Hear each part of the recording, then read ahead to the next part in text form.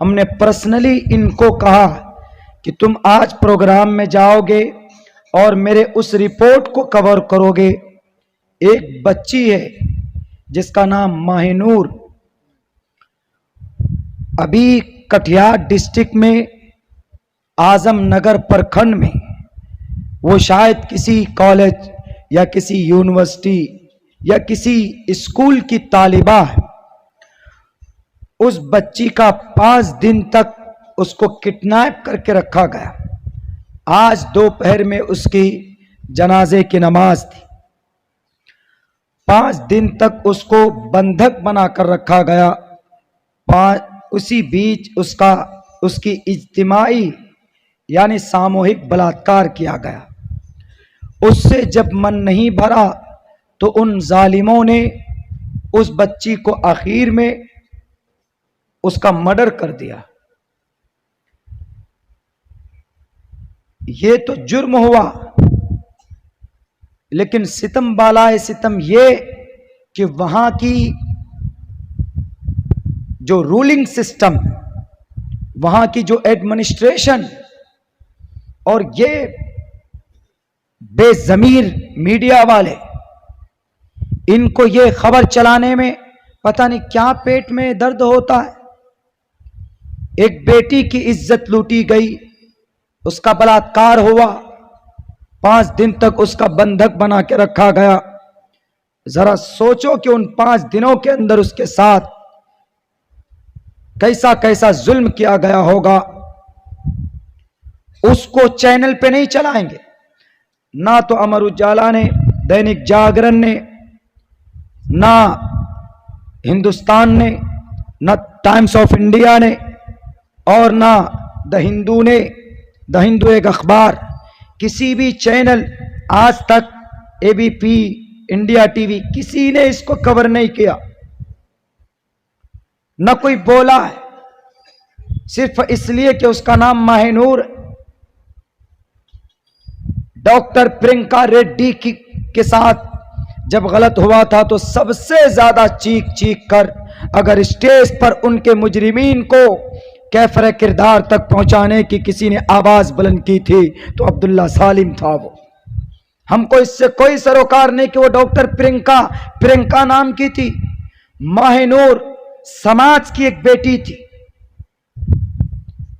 वहां के पुलिस वाले इस मामले को ढकने की कोशिश कर रहे कि मुजरिमीन को बचाया जा सके। अभी मंदिर मस्जिद का मामला आ जाए तो सबसे पहले बड़े बड़े कैमरे लेके पहुंच जाते कि नहीं, यहां पर यह निकल गया, वहां पर वो निकल गया। क्या एक मंदिर मस्जिद की कीमत इस धरती पर एक मनुष्य के आत्मा से, उसके आबरू से बढ़कर है? अगर यह सोच किसी की है, अगर यह सोच इस देश की जनता की है या इस देश की प्राइम मिनिस्टर की या सीएम की है, तो उसको कुर्सी इख्तिदार पर बैठने का कोई हक नहीं। अगर यही रवैया इन मीडिया वालों का है तो मैं समझता हूं कि इनके दफ्तर में, ऑफिसेस में ताले लगने चाहिए। अंजना ओम कश्यप, बताओ तुम्हारे साथ अगर यह हरकत होता, तुम्हें 10 दिन के लिए तुम्हारा किडनैप होता या समाज की किसी बेटी के साथ, तो क्या तुम यही चाहते कि लोग खामोश रहें? इस दर्द की वजह से मैंने कहा कि मैं बोलूंगा, इसलिए कि इस जमीन पर इंसान की आत्मा की अहमियत ज्यादा है। इंसान को कत्ल करने की परमिशन न तो कुरान में न तो गीता में, सिर्फ 2 जगह में, एक जगह में, 2 जगह पे भी नहीं, सिर्फ एक जगह पे, बैटल फील्ड में, लड़ाई के मैदान में। उसके अलावा इंसान की कत्ल की कोई गुंजाइश, कोई रास्ता कहीं नहीं। बल्कि कुरान में तो यूं कहा गया, मन कतल नफ्सम बिगैर नफ्सिन औ फसादिन फिल अर्ज़ फकअन्नमा कतल अन्नास जमीआ। अगर इस जमीन पर किसी इंसान को बिना किसी जुर्म के उसका कत्ल किया जाता है तो अल्लाह तबारक व ताला फरमाते हैं कि एक इंसान का कत्ल नहीं हुआ है, बल्कि पूरी इंसानियत का, पूरी मानवता का कत्ल हो गया। इसलिए कि बिना किसी जुर्म के, बिना किसी गुनाह के किसी इंसान को कत्ल किया जाए तो वो ऐसा है जैसे उसने मानवता का कत्ल कर दिया। और कत्ल और मर्डर, मद्दे मुकाबिल को तलवारों से कुचलना, तीरों से उनके जिस्म को छलनी करना, यह परमिशन सिर्फ बैटलफील्ड में। जैसे कृष्ण जी ने कहा था अर्जुन को, भगवत गीता के 5-6 श्लोक पढ़िए, वहां मिलेगा आपको धर्म क्षेत्र, कुरुक्षेत्र, कुरुक्षेत्र हस्तिनापुर, धर्म क्षेत्र कुरुक्षेत्र समवेता।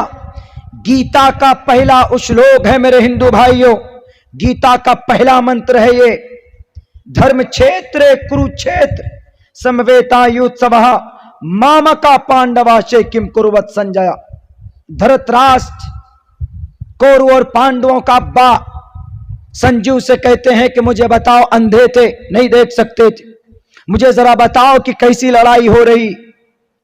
वहां पर उस लड़ाई के मैदान में कृष्ण जी आए हैं और अर्जुन के साथ उनके ड्राइवर, उनके पहलवान बने बैठे और अर्जुन को उभारते हैं लड़ाई पर, कत्ल पर, कि अर्जुन हृदय शुद्रो दौर्बल्यम, बुज़दिल मत बनो, अपनी बाजुओं में ताकत पैदा करो और इनका खात्मा करो। किनका? जो तुम्हारे सामने जंग में आए, इनका मुकाबला करो।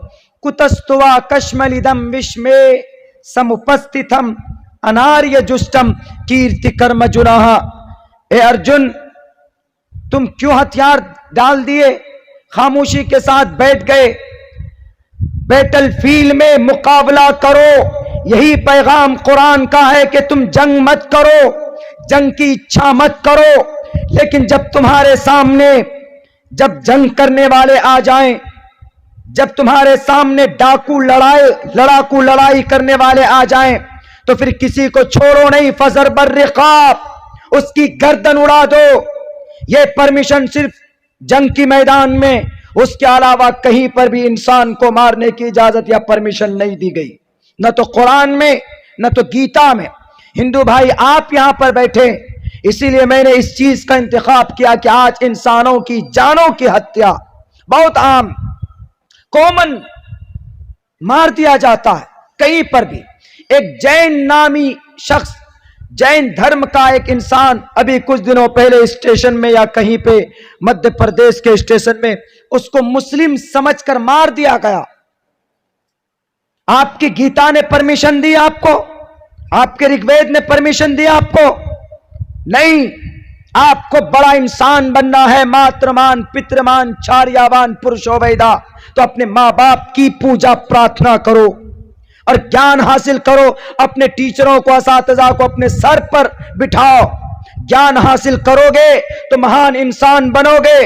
किसी पार्टी का झंडा लगाकर और किसी एक तबके को टारगेट करना, इससे तुम महान नहीं बन सकते। सीमांचल के एडमिनिस्ट्रेशन, पूर्णिया कमिश्नर में बैठे हुए आईजी और डीआईजी और कटिहार के डीएम, एसडीएम, एसपी, डीएसपी, आपको पूरे सीमांचल नहीं पूरे भारत से एक सवाल किया जाता है कि उस बेटी के मुजरिम को पकड़िए।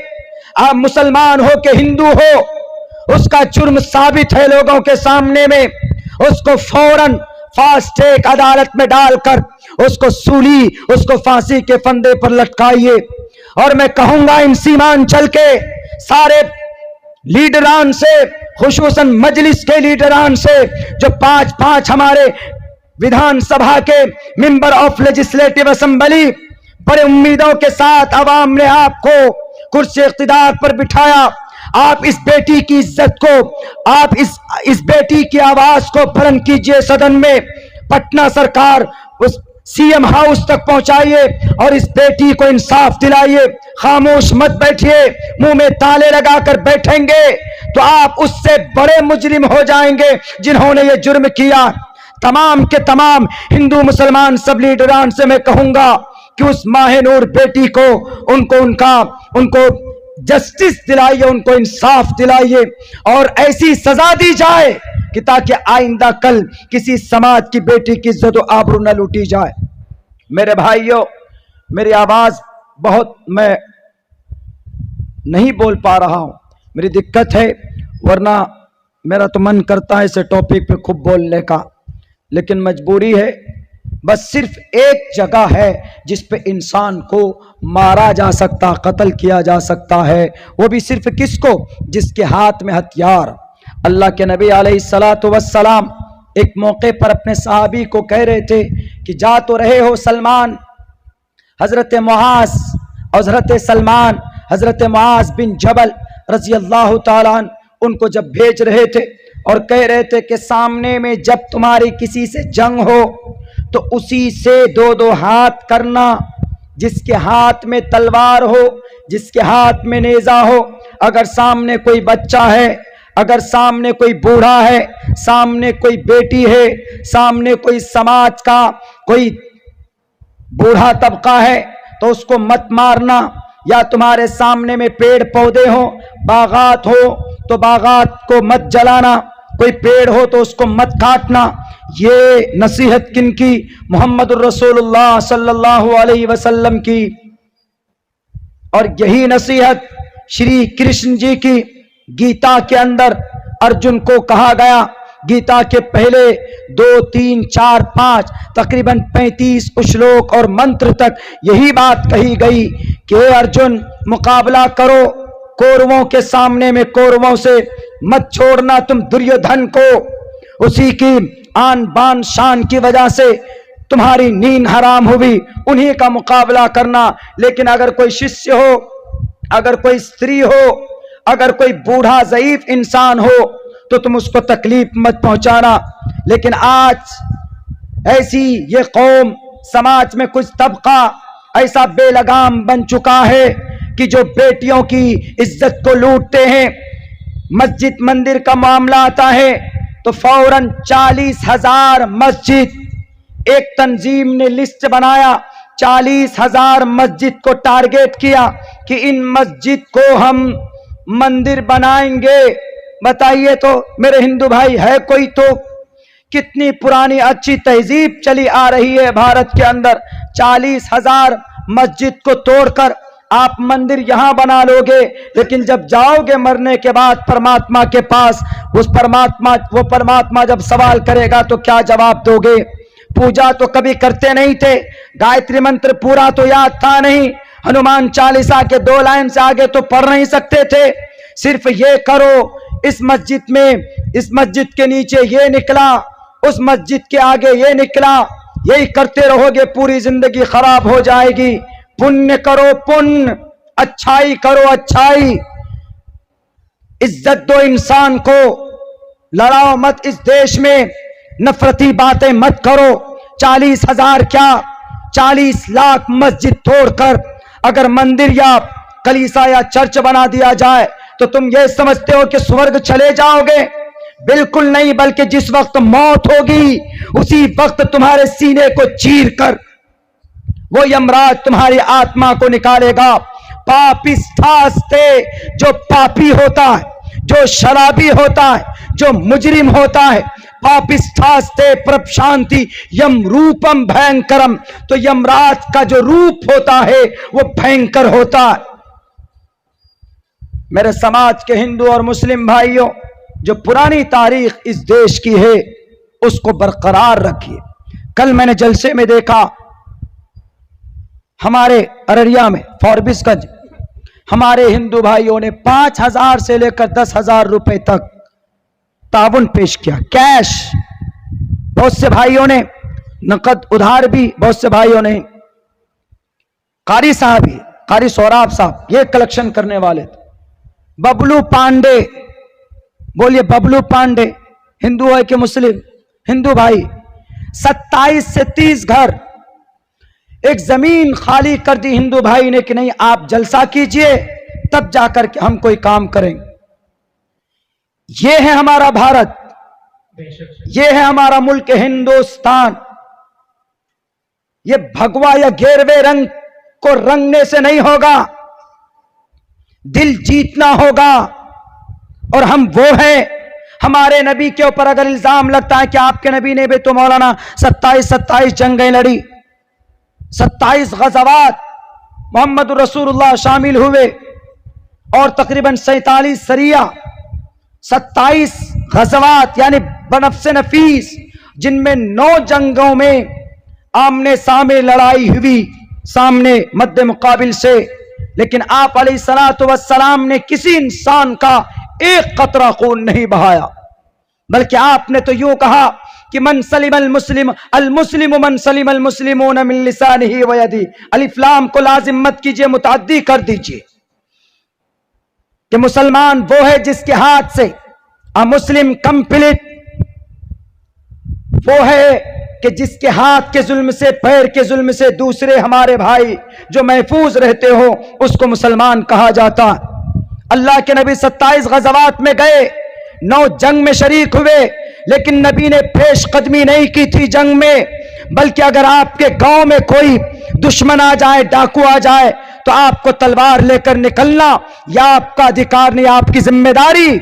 भारत के सुप्रीम कोर्ट भी यही कहता है कि सेल्फ डिफेंस के लिए अगर आपको ईंट उठाना पड़े या पत्थर उठाना पड़े, दुश्मन का सर कुचलना पड़े अपनी जान को बचाने के लिए, तो सुप्रीम कोर्ट आपको यह परमिशन देता है, आपको यह इजाजत देता है, इसलिए कि आपको जान बचाना है। मेरे भाइयों, इल्जामात लगते रहते, लेकिन मैं इस मूड में नहीं हूं कि लंबी तकरीर करूं। इतनी बात मैं कहकर जाना चाहूंगा। हजरत को बुलवा लीजिए, मेरी बहुत हो ही नहीं रही मुझसे। तो इस तहजीब को हम लोग जिंदा रखें। बहुत सारे हमारे हिंदू भाई यहाँ पर बैठे हुए, मैंने उनको गीता का पहला श्लोक पढ़कर बताया कि सबसे पहला जो गीता का है वो धर्म की बात, धर्म का लफ्ज इस्तेमाल हुआ। धर्म क्षेत्र, कुरुक्षेत्र, धर्म, एक तरफ धर्म है, एक तरफ जंग है, एक तरफ बैटलफील्ड है, दोनों को बताया गया। लेकिन कोई भी धर्म जंग के लिए उकसाता नहीं है, लेकिन जब जंग दुश्मन से हो जाए तो फिर कोई भी धर्म ये नहीं कहता कि पीछे कदम खींच लो, बल्कि दुश्मन से मुकाबला करो। हमारे जैसे भारत में अगर कोई गालवान घाटी में अगर कोई दुश्मन चाइना वाला हमला करेगा, तो हमारे इस देश के जो प्राइम मिनिस्टर हैं, जो यहाँ का डिफेंस सिस्टम है, उसको चाहिए कि वो उनसे मुकाबला करे। हमको भी जरूरत पड़ेगी हमारी, तो हम भी अपना खून देने के लिए तैयार हो जाएंगे, अपनी जानों को सुपुर्द कर देंगे, लेकिन कभी पीछे कदम नहीं हटाएंगे। ये तब होता है जब कोई आप पर आक्रमण करता है, लेकिन धर्म के नाम पर तशद्दुद, जुल्म, ज्यादती, मंदिर, मस्जिद, अभी ज्ञानवापी मंदिर, विश्वनाथ ज्ञानवापी मस्जिद, विश्वनाथ मंदिर, हनुमान चालीसा, अजान, हमने इसके ऊपर 1.5 1 घंटे की तकरीरें की और हमने कंपेयर करके बताया है कि अजान का मतलब अलग है, हनुमान चालीसा का मतलब अलग है। जय हनुमान ज्ञान गुण सागर, जय कपीसते हो लोक उजागर, रामदूत अतुलित बलदामा, अंजनी पुत्र पवन सुतनामा, महावीर विक्रम बजरंगी, कुमति निवार सुमति के संगी, कंचन वरण विराज सुबेशा, कानन कुंडल कुंचित केशा। इसमें इससे पहले एक लाइन है, महावीर विक्रम बजरंगी कुमति निवार। मैं इसको बताना चाहता हूं, कुमति निवार, जिसके दिमाग खराब हो जाते हैं तो हनुमान उसके दिमाग को ठीक करते थे। कुमति निवार सुमति के संगी, और जो अच्छे होते थे हनुमान जी उसको आगे बढ़ाते थे, हनुमान जी उसकी तारीफ करते थे। ये हनुमान चालीसा का मतलब। इधर अजान में कहा गया अल्लाहु अकबर, अल्लाह सबसे बड़ा, अल्लाह सबसे बड़ा, अशहदु अल्ला इलाहा इल्लल्लाह, मैं गवाही देता हूं अल्लाह के सिवा कोई माबूद नहीं, अशहदु अन्न मुहम्मद रसूलुल्लाह, मैं गवाही देता हूं मोहम्मद अल्लाह के रसूल, हय्या अलस सलाह, नमाज के लिए आओ, हय्या अलल फलाह, कामयाबी की तरफ आओ, अल्लाहु अकबर, अल्लाहु अकबर, अल्लाह के सिवा कोई माबूद नहीं, ला इलाहा इल्लल्लाह। बताइए कोई मतलब गलत है इस अजान का या हनुमान चालीसा का कोई मतलब गलत? लेकिन क्या पता नहीं क्या आंधी सी आ गई, एकदम माइक हॉर्न बांटने लगे, ये कॉलम बांटने लगे कि जाइए अजान के वक्त में पढ़िए, कोई लेना देना नहीं। मेरे हिंदू भाइयों, शिद्दत के साथ इस तरह के उग्र का, इस तरह के नफरती बातों का बाइकाट कीजिए। आप अपने समाज से, आप अपने धर्म के अंदर, धर्म पुण्य के लिए, धर्मो रक्षति रक्षतः, धर्म के मुताबिक जिंदगी गुजारेंगे तो धर्म आपकी रक्षा करेगा। अगर सिर्फ धर्म के नाम पर यह जुल्म ज्यादती होगी, बहन माहनूर की इज्जत लूटी जाएगी, तो याद रखो कि आप इंसानों की शक्ल में जानवर हैं। यह मैं नहीं कहता हूं, यह मनुस्मृति कहता है कि मृत्यु लोके भुवि भार भूता मनुष्य रूपे ने मर्गाश चरंती, कि इस जमीन पर एक बोझ हो आप कि धर्म के नाम पर अगर आपने कोई भी काम किया, किसी को तकलीफ पहुंचाई, तो वह धर्म नहीं है। धर्म कभी भी किसी के ऊपर जुल्म ज्यादती का इजाजत देता ही नहीं है। कोई भी धर्म, चाहे क्रिश्चियन हो, जैन हो, इस्लाम में तो तशद्दुद शिद्दत के साथ मना है। अभी कश्मीर के अंदर एक एक्ट्रेस को मार दिया किसी ने मार दिया, जान मर्डर कर दिया, और मीडिया में क्या बात फैलाई गई कि उसने कलीमा नहीं, उसने पर्दे में अपने आप को कवर नहीं किया था, शरीयत को नहीं मानती थी, इसलिए उसको फला मुस्लिम जवान ने उसको जिहाद के नाम पर उसको मार दिया। बिल्कुल गलत। अगर अब्दुल्ला सालिम शराब पिए, अब्दुल्ला सालिम डांस करे, अब्दुल्ला सालिम बराना होकर अपनी जिंदगी गुजारे, शराब पिए, जिना करे, कुछ भी करे, तो ये पर्सनल मामला अब्दुल्ला सालिम के साथ होगा। अब्दुल्ला सालिम को कत्ल करने की परमिशन ना तो इस्लाम देता है, ना तो भारत का संविधान देता। हां, अब्दुल्ला सालिम को समझाया जाएगा कि अब्दुल्ला सालिम आपका यह अमल गलत है। शरीयत, कुरान, इस्लाम ये कहेगा कि अब्दुल्ला आप जिना मत करो, जिना गुनाह है, आप गलत रास्ते पर मत चलो, ये जुल्म है। इतनी बात जरूर, लेकिन अब्दुल्ला सालिम के ऊपर जुल्म ज्यादती करने की परमिशन किसी को नहीं। और उसको जोड़ दिया कि उस एक्ट्रेस को मुसलमानों ने मारा, उसको कहा कि तुम पर्दा करो, पर्दा नहीं करती थी, तो मुसलमानों ने जिहाद के नाम पर उसको मार दिया। अगर कोई कलिमा न कबूल करे, जब उसको मारने की परमिशन नहीं है, क्योंकि कुरान कहता है ला इकराह फिद्दीन, उसके ऊपर जुल्म ज्यादती की परमिशन नहीं है, तो बताइए जरा हिंदू भाइयों या मुसलमानों, अगर वो हीरोइन थी तो उसका अमल उसके साथ था, उसके पास तबलीग करते, उसको बताते। अगर किसी ने मारा उसको, उसकी पर्सनल जाती दुश्मनी होगी। इन्हीं बातों को मीडिया में फैलाकर इस्लाम को बदनाम किया जाता। जब नबी को इजाजत नहीं दी गई, क्या आप किसी को हिदायत नहीं दे सकते, तो कश्मीर का मुसलमान हो कि बिहार का मुसलमान, किसी मुसलमान पर या किसी गैर मुस्लिम पर जुल्म ज्यादती करने की परमिशन कहीं से कहीं तक नहीं दी जाती। इस्लाम का यह तरीका नहीं, शरीयत का यह पैगाम नहीं।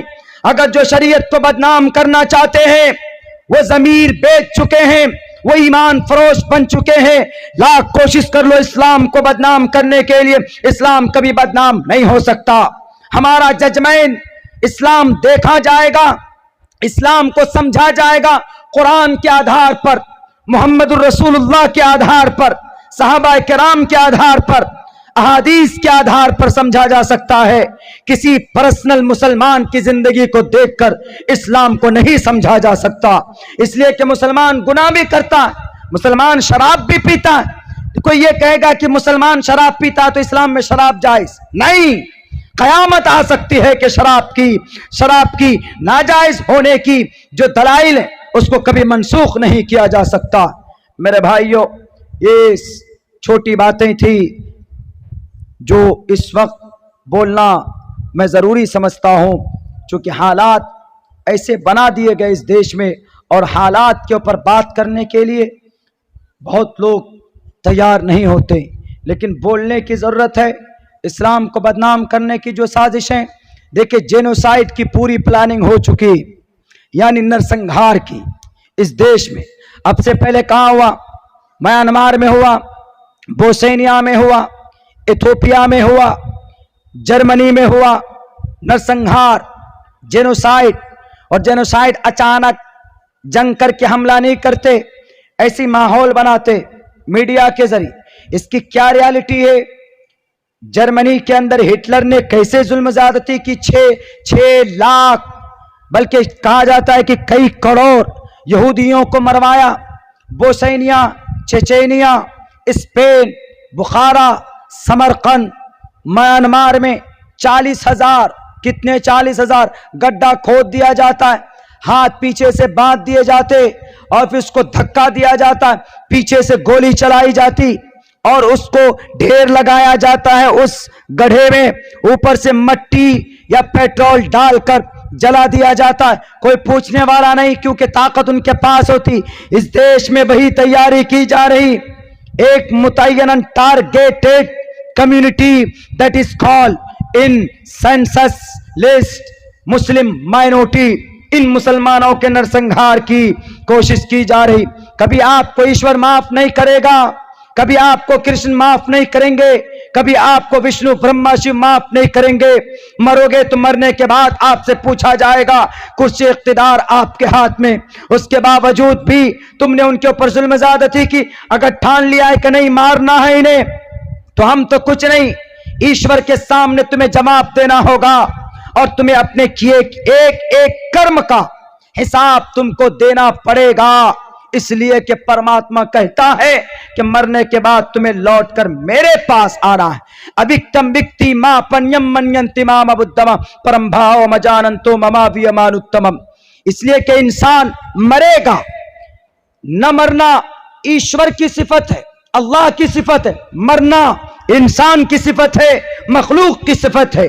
ऑल मस्ट टू डाई, कुल्लु नफ्सिन जायक़तुल मौत। हर किसी को मरना है, जाना है, अपने किए का हिसाब देना। इसलिए कोई भी गलत कदम उठाने से पहले हमें सोचना चाहिए कि हमारी जिंदगी के अंदर जो अमल हम करते हैं, मरने के बाद इन तमाम चीज़ों का हमसे सवाल होगा, हम वहाँ पर कैसे जवाब देंगे। मेरे भाइयों, माजरत ख्वाह हूँ मैं अराकीन जलसा से, जिम्मेदारान जलसा से। मेरी आवाज़ ऐसी हो गई इसलिए कि मुस्तकिल इस्तेमाल हो रहा हूँ मैं, लेकिन 1-2 दिन आराम की ज़रूरत पड़ेगी। लेकिन कौम का दर्द है, हालात हाजरा को सामने लोगों के सामने रखना, समझाना, कानून की तह में आकर के बात करना, ये हमारी जिम्मेदारी, आप सबकी जिम्मेदारी बनती है। आप सबको भी आगे आना है, आप सब भी आगे आइए और इस नफरती माहौल को प्यार और मोहब्बत में बदलने की कोशिश कीजिए। मेरे भाइयों, बहुत बहुत शुक्रिया, जज़ाकल्लाह। अस्सलामु अलैकुम व रहमतुल्लाहि व बरकातुहू।